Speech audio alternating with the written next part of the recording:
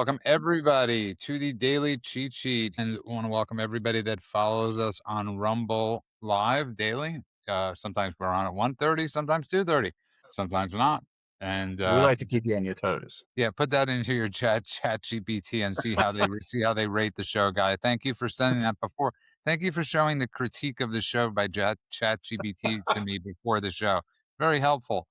Claude, Guy, I obviously listen, you're damned if you do, you're damned if you don't. If Israel had not allowed Tucker Carlson into Israel, that would have been a mess. They let him in. It's a mess. Supposedly, President Trump was the one that wanted this. He obviously realized this is a massive issue with Tucker Carlson, not with Israel, and not with Israel. I mean, Israel doesn't really, has to react to him. But this is a case really, once the lie is out there, you can't stop it. Even if Israel were to release footage, there would be people claiming that a minute of footage was missing. And it's a no-win situation. Obviously, the interview with Huckabee, this was all pre-set up. The answers were ready to go to his universe of sycophants. And I don't think the interview probably went as well as he wanted with Mike Huckabee. listen, the fact that he's already crying victim probably suggests that he didn't have a good time of it. I think it's, okay, bit of background. Tucker Carlson landed in Israel for a couple of hours today to do an interview with Mike Huckabee. Mike Huckabee being possibly the most prominent Christian Zionist, or at least the most senior Christian Zionist in the administration, in a relevant position. As you were saying, Judah, it's something that President Trump not only wanted but needed, because this issue is becoming a problem with the base. Right, it's becoming a divisive. It's becoming a divisive issue. It's causing rifts inside inside MAGA, and midterms are on the way. It needed to be dealt with, and Mike Huckabee was the man for the job. Tucker clearly had a whole series of things that he'd planned to try to make this story go in the way that he, or whoever it is that's bankrolling him allegedly, wanted the story to go. He put out interviews over the last few days with various Palestinian propagandists. He already had clearly a line for where he was going to go if the interview didn't go well. Well, where has he gone immediately? I was detained by the Israelis. Ambassador Huckabee and the U.S. Embassy have actually put out a notification saying that there was no detention. He was simply taken as he arrived. They made special arrangements for him and his crew to arrive on their private jet, because he is a man of the people. And then they were interviewed. They went through the standard security interviews in a private VIP room so that they didn't have to be exposed to the normies while they were going through the standard process. Okay, but let's just take this back step. Let's just really take it a step back, okay? There's a reason why Israel has incredible, intense security. I myself have gotten detained at the Israeli airport in Israel for 2 hours. Okay, it's quite scary. Okay, whatever Tucker Carlson went through today paled in comparison, guy. When my name was similar to that, and like I think of an Israeli terrorist or an Israeli whatever, and I was like sitting there going. But that was a bit scary. That's neither here nor there. But it's really important that the reason why their security is so tight in the 70s was known as the decade of the hijack. Hijackings. And that's when Lod Airport was taken over. It was over. I want to say 26 were massacred. 26 Israelis lost their lives that day, somewhere around that number. And since then, they've had the most exceptional security at their airports. No El Al flight, thank God, has ever been hijacked. And I don't believe any plane that's ever left Israel, guy, has been hijacked out of one of the most dangerous regions in that area. Absolutely. And Israel had some bad experiences early on, but it's also worth noting that one of the things that is remarkable about airport security in Israel is that it's all done with a smile. Right? I've been taken aside at airport security in multiple countries because I have a beard. Turns out, since about sometime around September, sometime around 2001, people with beards became suspicious to airport security. And because I also speak a Middle Eastern language, doubly so. Doesn't matter that I'm as pale as can be.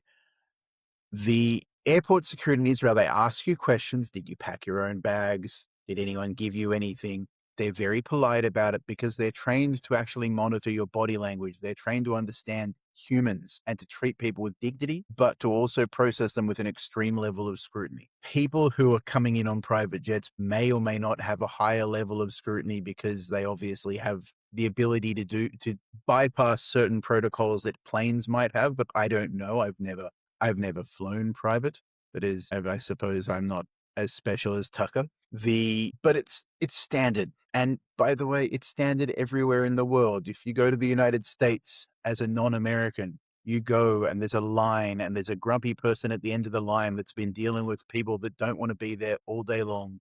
By the way, I just have to say this though, guy, just to interrupt you a little bit. We're taught, everybody, Jews included, are taught when you're going to Israel, answer the questions security asks. Mhm. Don't play around, have everything in place. And when we were 17 years old, we were going to Israel for about 10 for the year to school there. There was some dimwit in my class. I'm not kidding. He thought he was funny. And they said, have you been in possession of your luggage the whole time?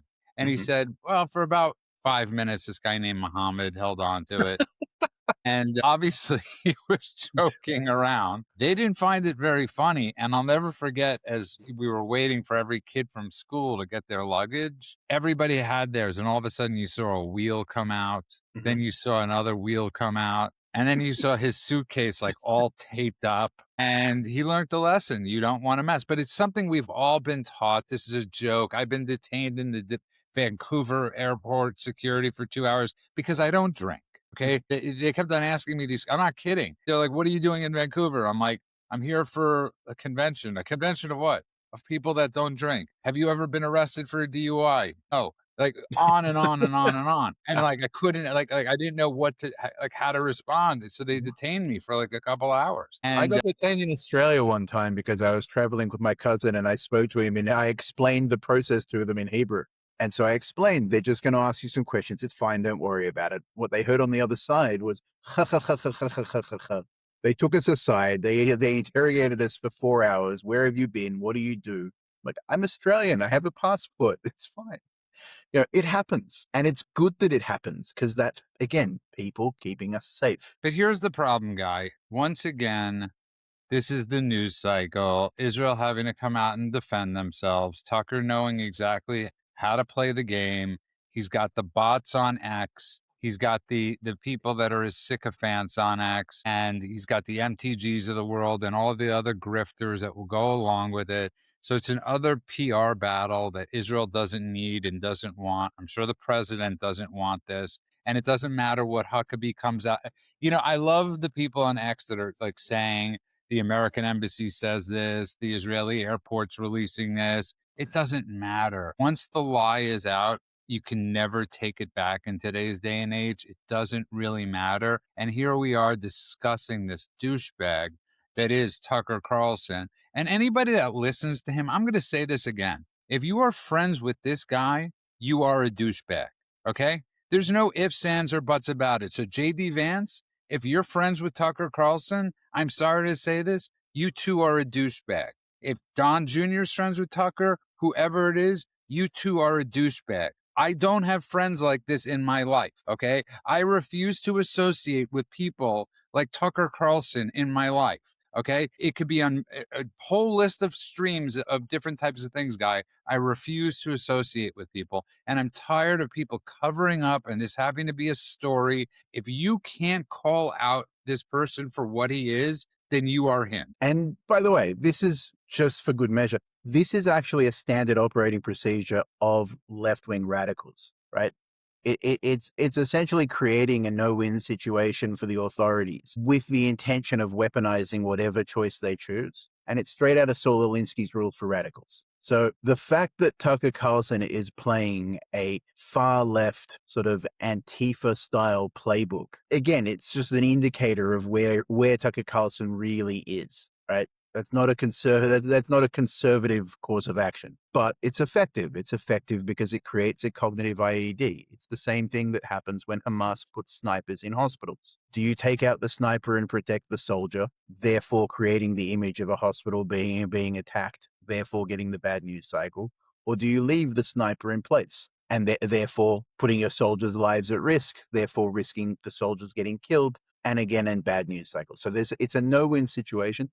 But it's important to note that that is straight out of a 1970s left-wing radical playbook. And the fact that that's the way that Tucker is operating, he's operating from a left-wing radical playbook and a Hamas playbook, and that's the way he's thinking now, tells us everything we need to know about who he's become. Listen, I agree with you 100%. And it's good to see you go on. And I was just saying, you just missed it. But I'm sure you read Guy's ChatGPT critique of the show. So we're doing exactly what is we're being not going off on tangents. But I just said I don't really care anymore. I'm sick of the Tucker splaining. Okay, I'm sick of the Tucker splaining in the MAGA movement. Listen, here's the reality as it. If you're friends with this scumbag, you're a scumbag. Okay, plain and simple. You're in an industry go on of many scumbags that you have to deal with. And eventually, people stopped wanting to work with a lot of those people. What was kosher in the 2000s isn't kosher in 2025. And I'm not referring to the Me Too movement. I'm referring to certain actors, David Caruso, who people don't really want to work with anymore because is the effing you're getting, to quote George Hamilton, the effing you're getting. And for people, I'm just tired of this. Yeah, look, I'm sure you've already gone through. I'm jumping in late here because I've got a sick son at home, but I'm sure you've already gone through a lot of the Tucker in Israel situation, his lies about being detained and interrogated at the airport, his lies about how Christians are treated in Israel, his lies about even, by the way, him showing up in a private jet and deciding, I'm not leaving the airport, with no interest in actually seeing any part of Israel, actually seeing if anything that he's said is true.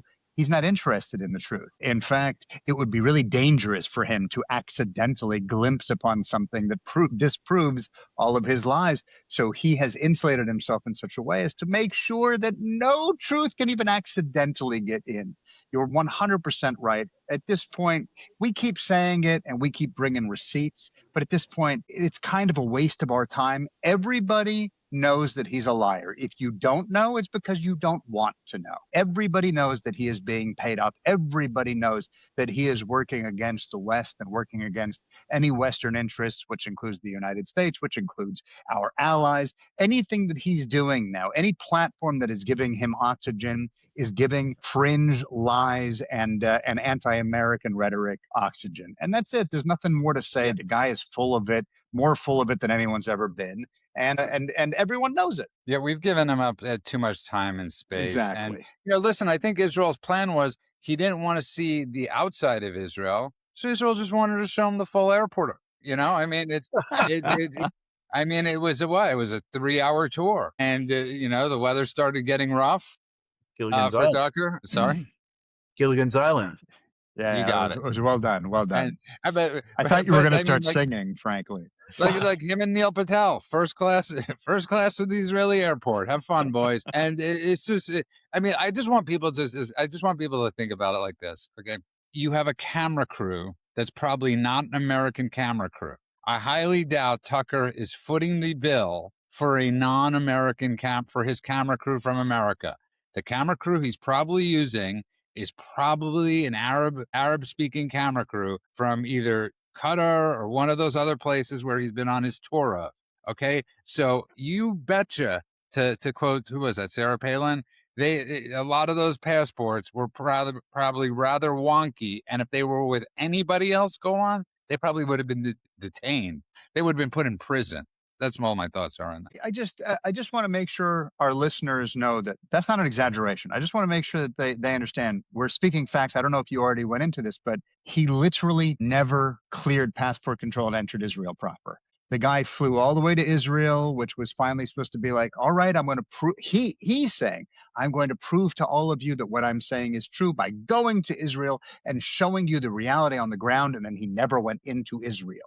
It's like Tom Hanks in The Terminal. He just lived there until he left again. And let's just explain one more thing, because everybody's had to go through this. When you hand over your driver's license or your passport to TSA, that doesn't mean they're confiscating it. Okay, they're holding it to look at it.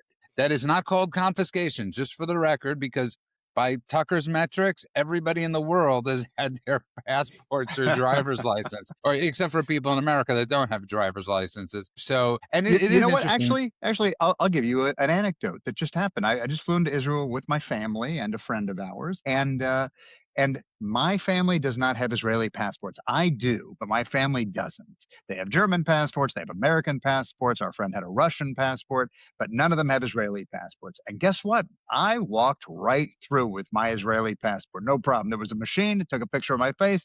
I was done in 30 seconds. And then I sat for an hour and a half waiting for my family. And I'm sorry to say, it's not, this is not the tourism board. I'm being honest. Hour and a half while they went through a long line and a lot of questions, and we had to reapply for our Russian friend's visa. And that's what happens because it's called visa control. And also, Israel, for those of you who don't know, is often targeted by bad actors. I know this is new information for many of you Tucker listeners, but it's true. And therefore, they're careful about who they let into the country, just like anybody else who goes through passport control. Tucker is a liar. Simple And as just so you that. know, he is. And Guy, I just want to end it with this with you. The New York Post has not commented on Tucker Carlson at all. They're a Fox News corporation, so Mm. Fox News, the New York Post, and I brought this up, and Wall Street Journal, I think, have not really gone after Tucker.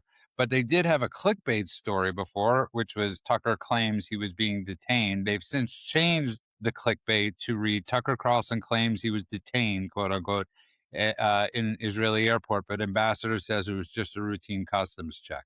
So obviously, they got the quite a few complaints from people, Guy. But that was this is the first time they've brought up Tucker Carlson since he left Fox News. Look, I mean, the thing is, first of all, at least they're finally doing it.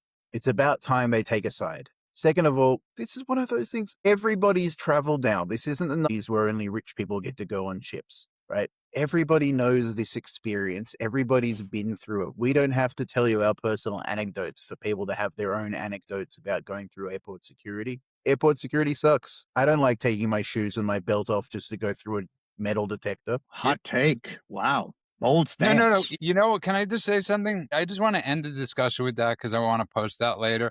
To Guy's point, what we've been saying is show me the person that enjoys going through airport security. No, I Even I if you, think I think you're saying it's like you're saying something that everybody knows is true, and yet certain people will still pretend like what Tucker said has any meaning Which, whatsoever. like in the Soviet Union, we know they're lying, and they know that we know they're lying, and we know that they know that we know they're lying, but we all still lie. When well I say said. we, I mean the communists, not Well said. And you know, it's funny. It's like I thank TSA agents. I do. I Mhm. know a lot of people could be critical or harsh of TSA agents, but I thank them when I go by, even if the line is extraordinarily long. I do thank them. It's one of those jobs that they're there to protect us. It cannot be easy. They have to tell 20,000 people a day to take their laptops out of their bags and in the past take your shoes off.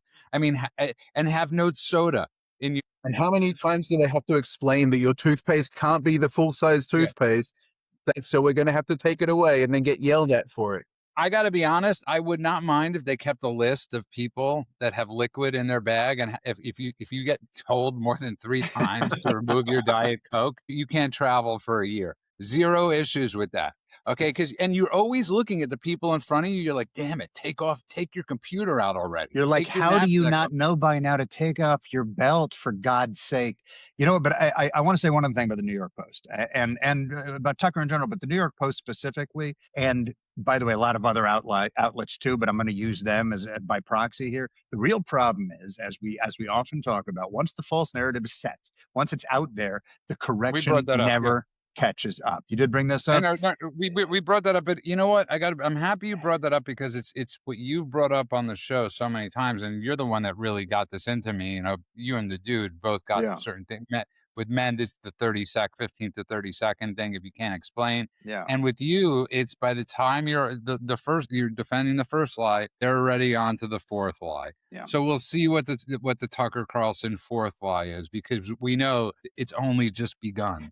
Okay, let's move on. We've given him way too much time, Guy. I know you were itching to say something, but that could have been your beard. And I'm still scared of ChatGPT's critique of me will be. And for those that are not familiar, before the show, Guy decided to do a ChatGPT synopsis of the show of of the weaknesses and the strengths. And it was like this 7-page thing where I'm reading about my weaknesses and Golan's weaknesses And it and just listed Golan's weaknesses. Then it said none. It was weird. yeah, I don't know why it said that. that was actually, just so you know, that is one of your weaknesses, is that you refuse to give in. That's one of your weaknesses, that you refuse to. It's hard when you're right all the time. It's hard to give in because it would be false. Guy Listen, said to us before the show, basically, you all look fat and ugly. So thank you, Guy.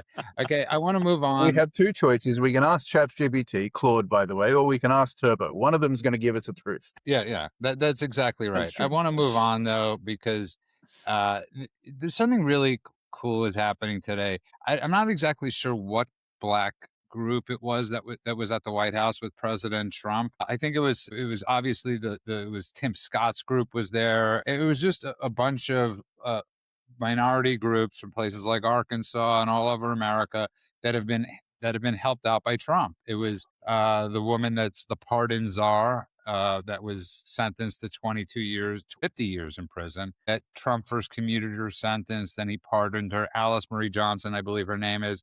And it was all these businesses talking about how no tax on tips have helped them. It was a really a great story to be told that needed to be told. And these were former Democrats, a lot of them. And juxtapose that, and I'm not kidding, guys. I'm not kidding. Yesterday, I go to CVS to pick something up, and they say, listen, we're closing soon. I go, what do you mean, like time? And they go, no, we're closing the store. And I said, you've been open for less than a year. And they said, yeah. I was like, is business bad? And they're like, no. I was like, crime? And they're like, we really can't say.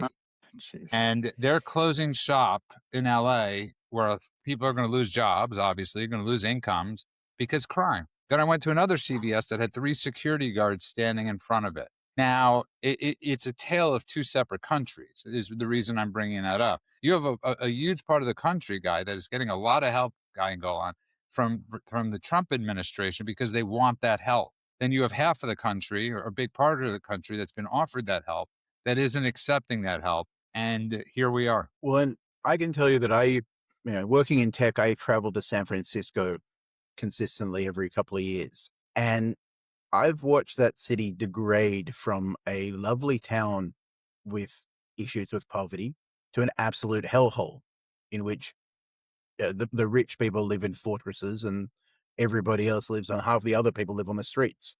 At the end of the day, it's not even just that people are being offered help and not taking it. It's people are being encouraged to choose really, really badly in life. Right? Things like not dealing with homelessness in New York, things like not enforcing petty crime and letting the value of the things that you can steal get up to, what is it now, $900 in some places, right?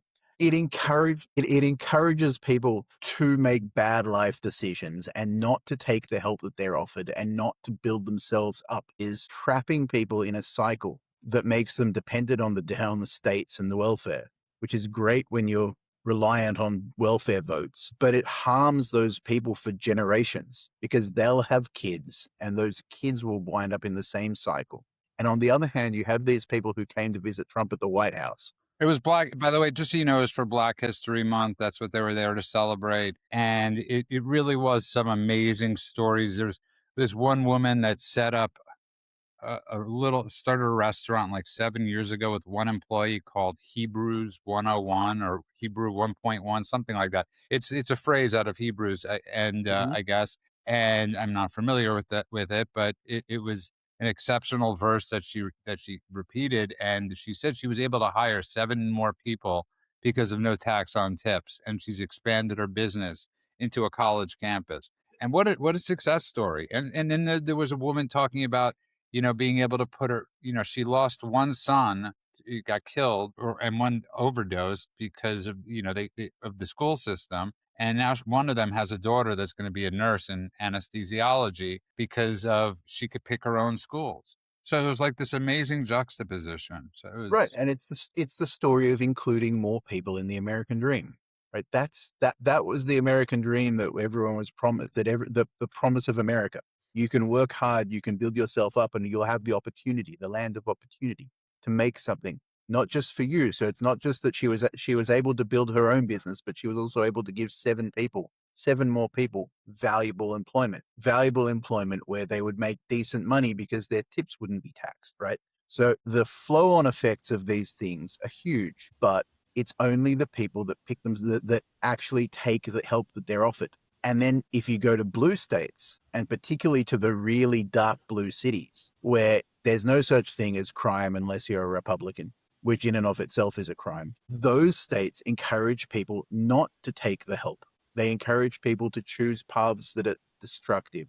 And so you get this split between two completely different pictures of what it's possible to let people become. But when they refuse help from the White House on ideological grounds, even when that help is aimed at restoring basic order, they refuse federal resources or task forces or even coordination with the federal government, any of that stuff, when it's waved away simply because cooperating with Trump is politically unacceptable, they are basically saying we are comfortable destroying our cities as long as we are politically pure in the eyes of our followers. And that's something that every one of the people who live in those cities should recognize, that their government is selling them out by doing. You're 100% correct. And going, it was Black History Month event, and I encourage people to really watch it and YouTube it because it's just fun to watch. It's fun. There's this one grandmother that said, like, I appreciate you. You speak the truth like a grandmother. It's like it was like just like the nicest. Like it was like she's like, you just basically say what's ever on your mind, President Trump. So there's nothing that we can say. We don't believe you.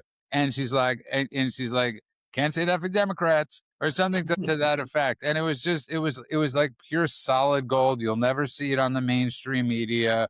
I'm sure they blocked out this event because they knew it would be positive coverage on Trump, which is why it's almost nearly impossible to still at this moment, poll President Trump. So even going into the midterms, well, it's very nerve wracking to look at some of the polls. It's still impossible to poll conservatives or MAGA. Can I just say how impressive it is that the president has the time to actually do these sorts of things to make people who would otherwise not be the sorts of people who are the most important people to speak to on a week where you may or may not be about to go into to launch a major military campaign. But at the same time, he's still making sure that the people are being seen and feel heard. And I don't think it's a show. I think with President Trump, you consistently see Oh, he's it's been doing not a this his show. whole But life. This is what by the way, this is really important for our listeners to hear too, is that if it was a show, it would be something that popped up out of nowhere and would be politically expedient, right? But because it's something he's been doing for decades, usually, as we mentioned, like when Jesse Jackson just died. Jesse Jackson was someone who Trump took care of his dad. Like these stories are stories that we've been hearing for many years, but he's deliberately said, I don't want credit for the things that I've done. I don't want credit for helping people in this community, not because I don't want to be seen as the person doing it, but because it's a selfless act. So him doing it now, it's true that there's record low black unemployment as a result of Trump's policies. This is something that continues the opportunities that he's affording the black community, and you do see sometimes sometimes people that we love, sometimes people we don't love, suddenly start to show up from the black community for Trump. He mentioned at this event today, he mentioned Mike Tyson, for instance, and how he defended him against racism accusations in the past. But Nicki Minaj right now doing videos with Besant is someone who suddenly is a cheerleader for Trump as well. Like, this is not simply because she lost her mind and flipped to the other side or something. She sees the results of what he's doing and says, this is good for my community and I want to support it. which is what we're supposed to do. That's how you're supposed to think in a democracy. You're supposed to think about your Yeah. community, and by expressing the needs of your community, everybody collectively expresses those needs. You'll find the highest common denominator, ideally, and everybody's better off. And so, look, it's been but I think it's important to say, like, this is the part of being president that he seems to love. Yeah. Like when you see him have these conversations and you see the way it's not the fake smiles he puts on when he has to shake hands with Macron, where he can barely hide how much he loathes the man. He's with his people. He's with Right. his people. And it's interesting you say what you brought up, because he said to Ben Carson, I think it was Ben Carson, he's like, or he said to somebody, I think it was Ben Carson, make sure you don't fall down the stairs. And he said, we've seen that happen last time. with the last term. And it was just such a great little knock. And of course, I'm paraphrasing him so you could find the exact quote. Which chat GPT, when you put the summary of the show, will once again say Judah is unsure of his facts. I always thought that's a good quality to I say. think you may This have is what broken Judah, by the way, guys. ChatGPT, well, I've never used, has fully broken me. I want to move on to more pressing issues because obviously you don't have this on your phone, but Golan and I both have these WhatsApp groups that are like the nervous Nellies of what's going on with Iran.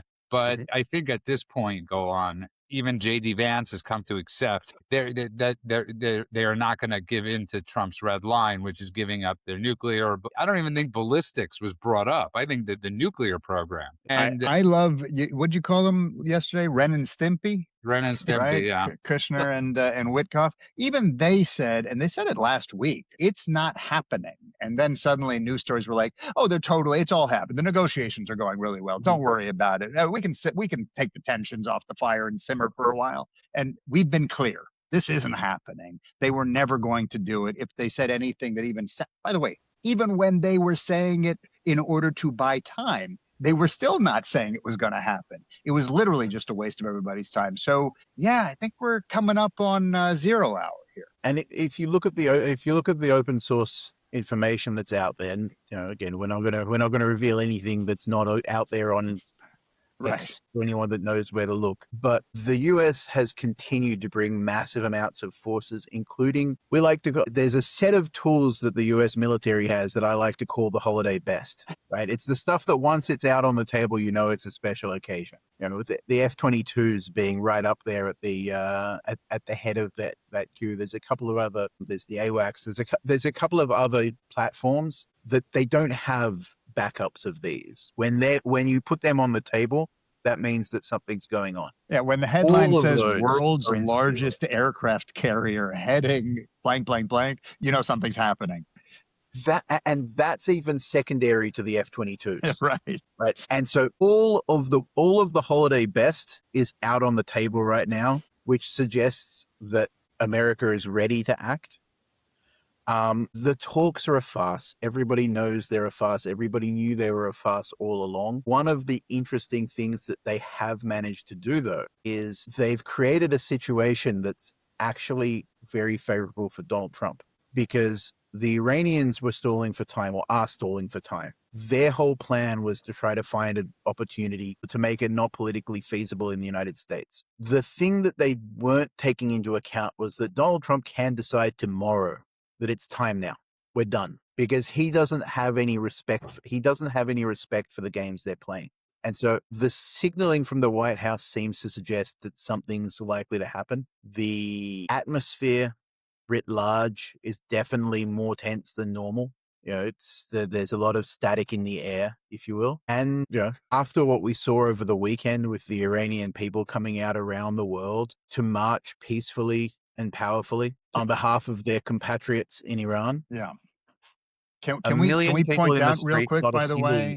Can we point out, by the way, that we've seen protests coming from the quote unquote Free Palestine movement, which is just, Nazis 2.0. And every time they have a riot or a march or whatever nice word you want to pretend it is, every time it escalates into violence, the streets are destroyed, there's millions of dollars worth of damage. They've spray painted everywhere. They've trapped cops in vestibules and all the rest. Whereas right now we're having massive protests on behalf of the Iranian people, not the IRGC, but the Iranian people. And when those things are over, there's video of them picking up their own trash, of the kids handing cops flowers as a thank you for letting them speak out about what's going on, cooperation, peace. It is a stark difference that speaks to the humanity of these people and the inhumanity of the others. They had their National Day of Action on Valentine's Day.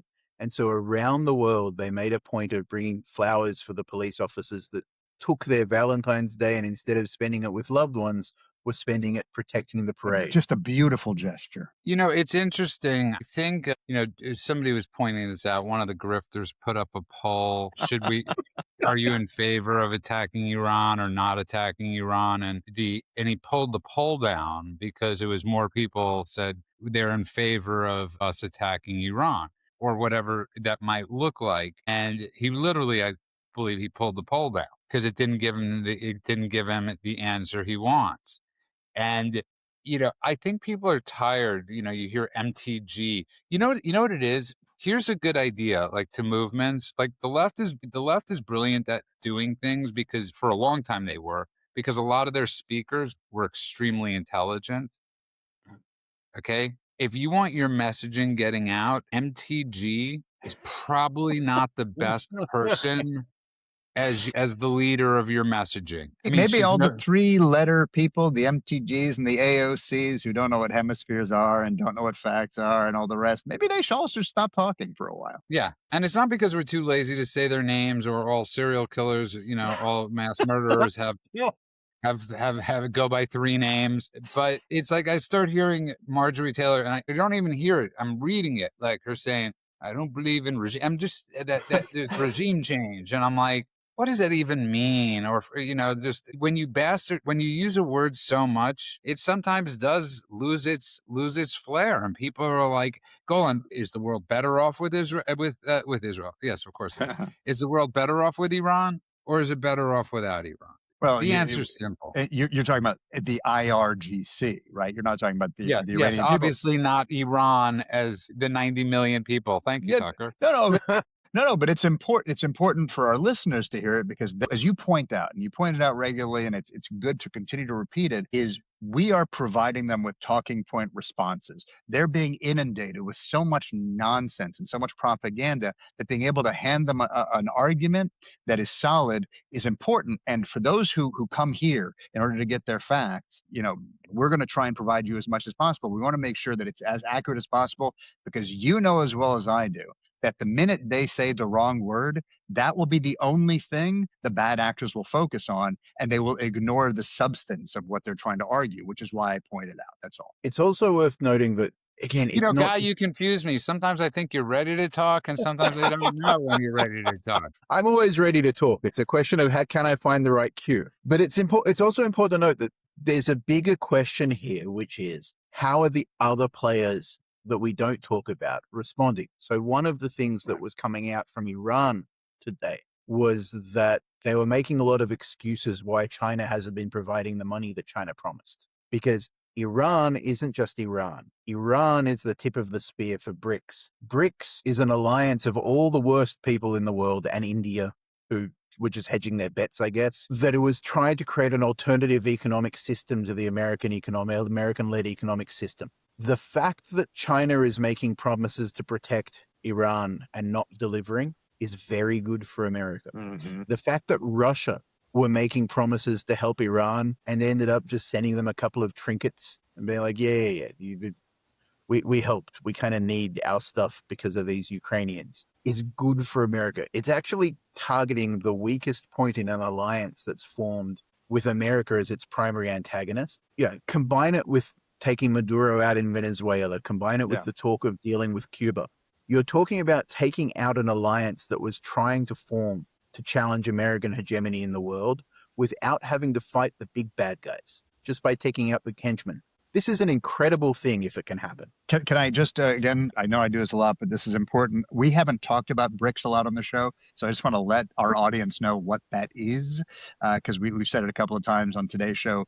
BRICS it's a block, an economic block that's put together through, and BRICS literally is BRICS, Brazil, Russia, India, China, and South Africa, even though they've started to include Iran and Saudi Arabia and Egypt and Ethiopia and the UAE and a couple of others. This is basically, it exists solely to counter Western economic dominance, to try and push back against, basically sanctions, goodness. Primarily. Yeah, goodness, morality, and whenever we try to use an economic cudgel like sanctions, They're basically like, oh, we've got a thing going on that's great. They're pretending there's some kind of alliance there, but it's just a grievance-based coalition made up of bad guys.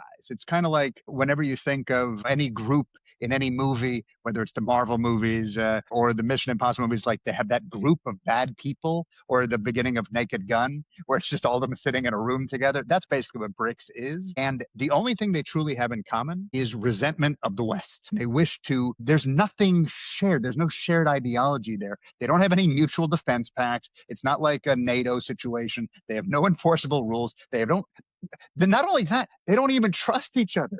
India and China actively distrust each other. Saudi Arabia and Iran are literally historical enemies. It's such a ridiculous thing made up of such an obvious and blatant group of villains that it should be dismissed. But sometimes we have to talk about it because they keep waving their guns around like idiots. Yeah, I want to move on a little bit, but I just want to say something like that I'm finding, you're seeing on X, there's so much, and this is obviously being spread by the White House in Israel. There's so much disinformation being spread. You have one report, Reuters coming out and saying America won't be ready till next month. Then the same person posts, CBS senior official says they'll be ready by this weekend. And, and I'm like thinking to myself, next month and this weekend, there's a big difference. It's the same person. And I'm like, just like I said, we'll either wake up with the plume of smoke or we won't wake up with the plume of smoke. I'm starting to believe more and more we're going to wake up or see a plume of smoke over there. And I think at that point, though, I think it's really important for Americans to, especially those that care, it's again, I get back to this, is we've lost our empathy as Americans. And I get why we've lost it in many ways. We were lied to about wars. We were lied to about a lot of things. But I could tell you, Iran getting a nuclear weapon is not a lie. It's extremely dangerous, and it's a danger to all of mankind, not just the Middle East, but to all of mankind. And there have been Persians that have been suffering under the Ayatollah and the mullahs, and 30,000, 40,000 have just been slaughtered. So if this does happen, everybody put your big boy pants on, or your big boy or your big girl skirts on, and it's time to nut up and be proud that America's doing this again. Be proud that America's is using the big stick, because this will be a proud moment for the United States if we disarm Iran.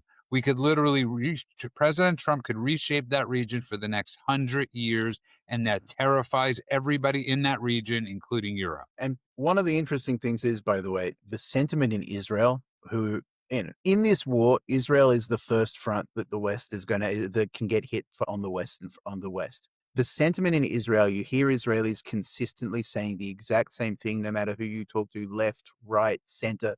You hear the one message: we are willing to take the hits that we know are coming if it means the liberation of Iran. Because the US has a unique advantage in this particular conflict, which is America's going to strike Iran and Iran's going to hit Israel.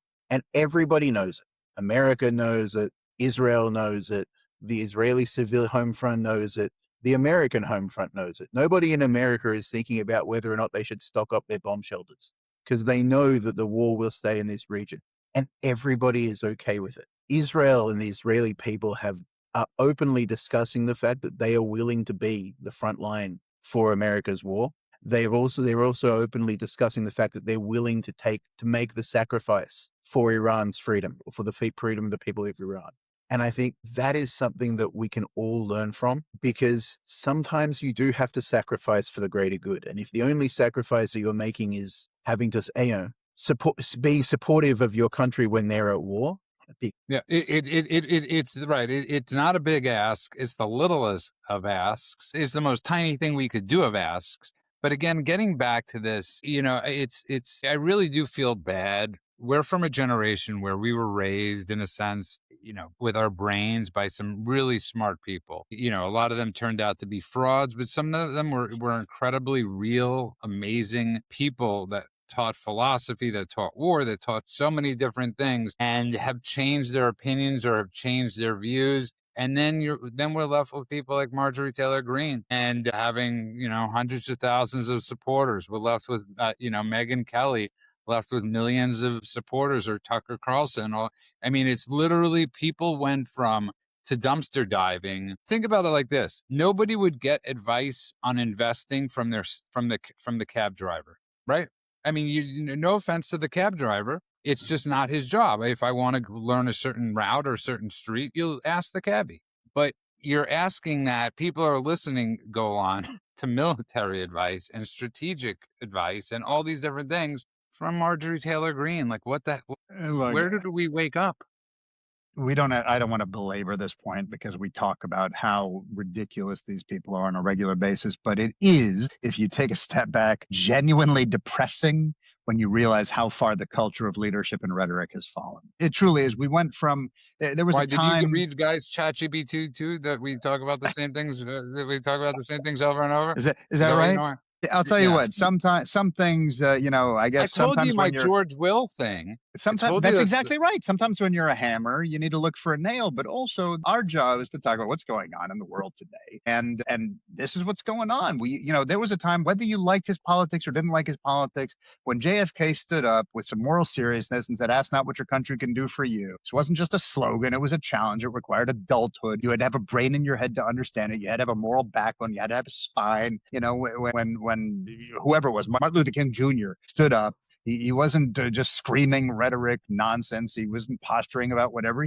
There was no hashtags he could rely on. He had to quote like Thomas Aquinas. He had to quote the Bible and the Constitution. He trusted people to follow him when he used logic, and he wasn't trying to flatter people or to just play into people's biases. He was trying to raise them up, right? All of these great speakers that we had over time. And now MTG saying whatever BS conspiracy, grievance, performative idiocy on a regular basis. It's all just noise. It's all just clicks and there's nothing to it, because it's just the same nonsense over and over again. It's just telling people what they want to hear in order to continue to gain access, whether that means I'm getting paid for it, whether it means I'm getting paid like who'd you mention, Megan Kelly, where she's just looking for more people to like her stuff. It's just a sad state of affairs. So yeah, it's true. We are in a world now where no one's trying to be convinced, no one's trying to be educated. We're not trying to unify the country. It's all performative separation. It's all sloganeering. It's all accusations and clap back. What's the black woman who went after MTG and her butch blonde body? These people are just reality show reject idiots. Well said. And, Dr. Jency in the Rumble rants, I'm hoping she's actually really a doctor, or she could be like a doctor like Jill Biden. So if anybody in the rants is having a heart It's a attack, reference I hadn't heard in a while. maybe you want to call her, maybe you don't. But she brings up the point: why are so many women, not all, in politics lacking intelligence? It is embarrassing. Gen C, I hate to tell you this, it's most people, but you do bring up a bigger point, which is what we were talking about yesterday, which is we were talking about the trans issue. Yes, 76% of therapists are women. This is not a knock on women. It's the same thing with 76% of teachers are women. 76% of HR are women. There is a through line there. And I got to tell you, being in the dating space in LA, I'm horrified when I see all the women that are therapists. And I mean, I almost want to put a list together of who not to see for help. And I want to save people. But, so it's like, we want people to get help, but look at who they're getting help from. And this isn't, I'm sure my niece is an amazing psychologist, therapist. I'm sure she's the best. Okay.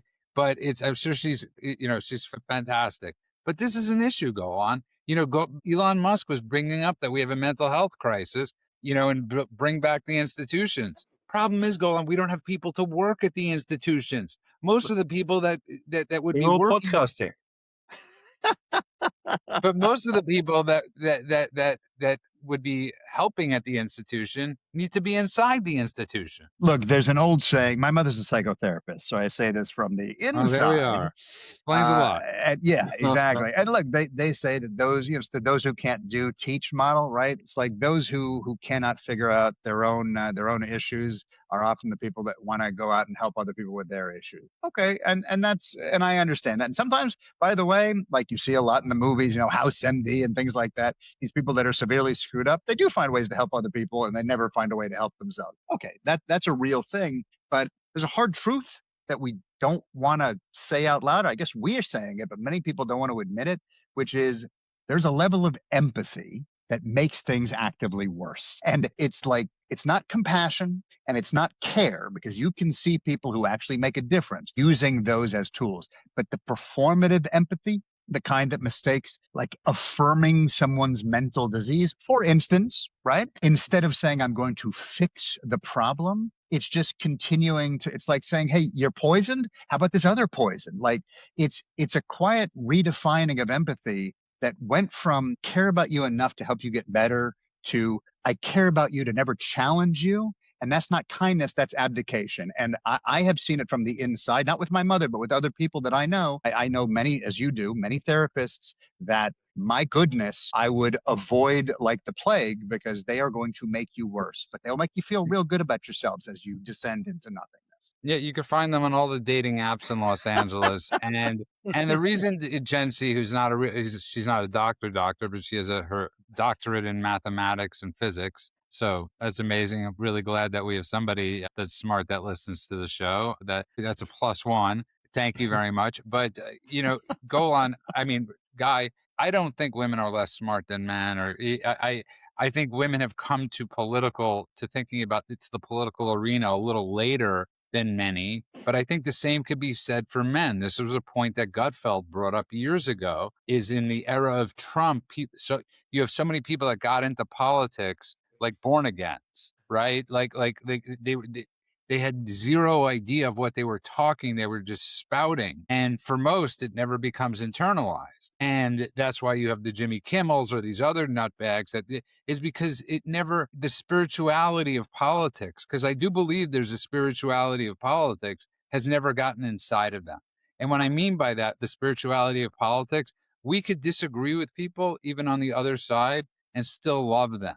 Okay. That's gone. If you don't have that, you didn't get the spirituality of politics. And I think I came up with that term. It's a good term. And so, first of all, I absolutely agree with everything that you're saying. Women and men are equally qualified to do lots of different things. They sometimes do use different toolkits. I think Gad Saad actually had a really interesting insight about this in his book about suicidal empathy, where he talks about as we reach a place where more and more women enter the age bracket where they would otherwise have become mothers, but our society has pushed that motherhood away from them.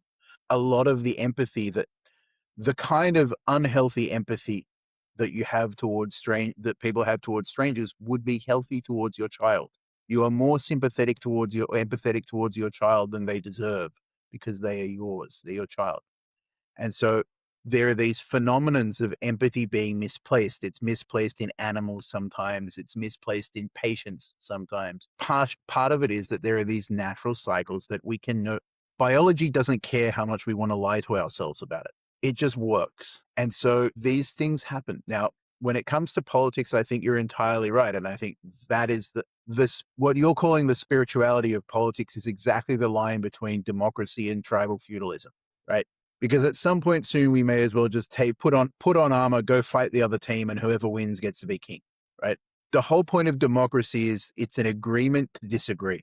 We're going to agree that no matter what the outcome of the vote, no matter what the outcome of the policy, it's a steering decision, not a direction decision, and we're all in this ship together. And once you stop doing that, it's just Viking raids. I don't know. I don't know where the analogy goes. No, it's what we're witnessing. It's exactly we don't have to think of the metaphor. We just have to look out the window. Right. The metaphor is Tucker Carlson and his sycophants and everything that we watch on cable news, or you read on X's, or you read on everything. This is exactly the reaction to blind religion. So in the British system, they talk about the loyal opposition. that the thing that makes a democracy function is the loyalty of the opposition. Because it's easy to believe in a system when you're winning, but it actually takes a certain amount of character to say, well, my side didn't get this round, but this is the ship that I'm on, so I'm going to keep rowing. And I think one of the things that we've seen consistently is that the opposition has become so disloyal. Not my president, right? That I think that was the catch cry where it all started. Not my president. Well, whose president is it then? And what country do you belong to? No, but that's an interesting point, because if you look at it as if politics is a religion, well, then if you are a Catholic, you are like, oh, Allah, not my God, right? Like, you can say that sort of thing definitively. Here, they're saying it, and their religion is atheism. Their religion is anti-fascism. Their religion is whatever thing that they're clinging to. And if you think about how religion is broken down, when you've got a moral cosmology, you've got good versus evil, you've got sacred texts, you've got heretics, you've got rituals, confession, like all this different stuff. You can look and see the direct correlation between, we don't have God over on the side that says not my president. We have the message. We don't have, there's no sin. The sin is wrong opinions, right? You're not just wrong. You are literally evil if you have the wrong opinion. There's no repentance. There's performative apologies. You can prostrate yourself on the crowd and hope that they will give you salvation, right? The grace is public shaming. Like, each thing, you can see the weaponization of all of that. You're not wrong. You're evil. You don't disagree. You're corrupt. You don't need persuasion. We need to purge you. Everything is kind of framed with this religious text and these religious phrases and comment. I think it's a very good parallel to what's happening today. And the argument that I have, when someone like, I happen to like Bill Maher, but Bill Maher, very famously is an atheist, and he talks about how, oh, I reject all of this stuff, and that's what makes me an atheist. But then he says things, and I'm like, you're going on faith. You do have a belief system. Your belief system is atheism, right? And for a lot of these people, their belief system is anti-Trumpism or Trump derangement syndrome, or anti-anything that the federal government says, or anti-anything a Republican says, or whatever it is. That is their religious. That is their religion. Okay, I think we've said enough, and I think there we are. It's late for both of you. It's in Spain time and in Israel time, so be Certainly. safe, guy. Amen. Be a safe guy, and keep us in the loop if you hear anything overhead. I'll tell you what you said to Yeah. me the last time I was there, and we thought Iran might do a little dance. Maybe sleep in the safe room tonight. Yeah, I mean, like, if I were in Israel, that would be my bedroom. I mean, my whole apartment, honestly, would be a safe. Would be a black box. I was I going would to say, literally, the whole plane is the black box. like I've thought about that. If I was like rich enough one day where I could afford a plane, I'd have like 5 pods that were able to fall out of that plane. like I am all for, I got to be honest. It's like, I feel terrible for these skiers that went out and got killed by this avalanche. I mean, it's a horrible thing. That's why I don't go skiing, my friends. Jeez, Okay. that's his takeaway. No, it is. I mean, like, when you see like people, and listen, when you see stories of people like, that former Formula One racer, right, that was skiing, hit his head in. Listen, the reason I never used acid, I'm dead serious, as it wasn't offered, but the reason I never sought it out was because I was always terrified of what happened to Syd Barrett from Right. Pink Floyd, right? He went on a trip and he never came back. I mean, obviously the same thing happened to Roger Waters. That's right. He didn't have to put up with Roger Waters for 30 right. years. He wanted to avoid Roger Waters so much, he dosed himself with the highest form. He's actually been lucid for years. He just doesn't want to have a conversation with that guy. That's right. He's been living a quite private life. Sid, I think he died actually, but Syd Barrett. But that's my thing. Listen, in Judaism, we have a term for it. Don't put yourself into a dangerous situation. That doesn't mean for people it means know your own limitations. For me, one of them is skiing. And I do still feel terrible for the people that got killed in this. I will just say, just this as a counterweight, I don't agree with this take.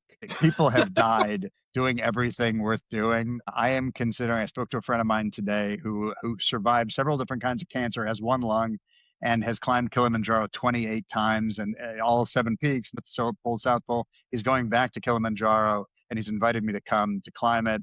I might do it. People have died doing that too. They've died flying planes and I don't have a problem with it. Yeah. Listen, go your own way. If you want to climb Kilimanjaro, But Golan, if you die Just on the taking top, skis. I'm not going to go like I'm really shocked. Wow, I can't believe Golan died when he was killed. I mean, it's horrible news, but I'm not going to go, oh my God. There is a reason they ask you whether you're doing it, with the insurance company asks you whether you plan on doing anything with a high risk of dying, so that they can charge you more to insure you before you go on a ski trip. Fair enough. Right. It's like those people that went into all those rich billionaires and millionaires that went into that submarine that ended up going down and imploding. Yeah. I mean, I feel bad, but at the end of the day, not the greatest idea. It was an You might wanna know- avoidable catastrophe. Yeah, right. You might want to know. And again, I'm not, I feel terrible for the people that died in this avalanche. It's a horrible story. I don't even know how I got into that, but I did. I had a long lost uncle who died in an avalanche. 50 years we didn't know he was alive. We found him, and then about 2 years later, avalanche. Are you being serious? Yeah, it was. Thanks for your addition to that stuff. Thanks for adding. I'm sorry for your loss. Yeah, I'm sorry. Oh, I have another rule about that. Like if like we're into 10 minutes of a conversation, and then you just if like there's nothing worse than when somebody asks you about your family and you're talking to them and you're like, "What about you?" And they're like, "Yeah, they all died." And you're like, "Why didn't you tell me that in the beginning of the conversation?" They're Like Holocaust people.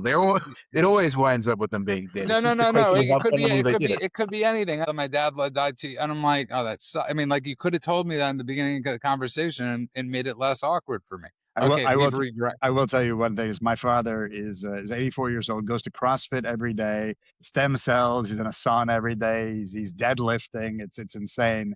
He's the off-roading literally every weekend. And I tell people that sometimes because I'm so proud of him. And then they're like, my dad's in a coma with Alzheimer's. And I'm like, now I feel terrible that my dad is so awesome. Thanks for ruining my story. That's my point. Yes, I'm with you. Like, I agree.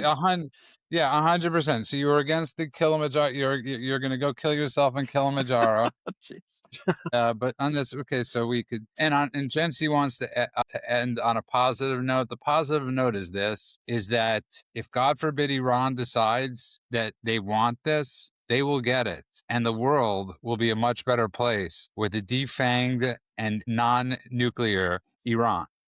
And we can do it. We will do it. And it will not turn into World War III. I'm sick of hearing these World War III comments. Okay. It won't be World War I and it won't be World War II. It'll be good night. Say good night, Gracie. And that'll be the Ayatollah. And on that note, I want to thank you both. I want to thank all the rumblers, the ranters, the truthers, everybody that, especially on a day like today, ChatGPT will give us a horrible grade. So please don't include that in the assessment the next time you stick it in, Guy. I want to thank everybody, though. You can find us everywhere at thedailycheatsheet.com. I want to wish everybody a good morning, afternoon, and night world, wherever you are. God bless you all.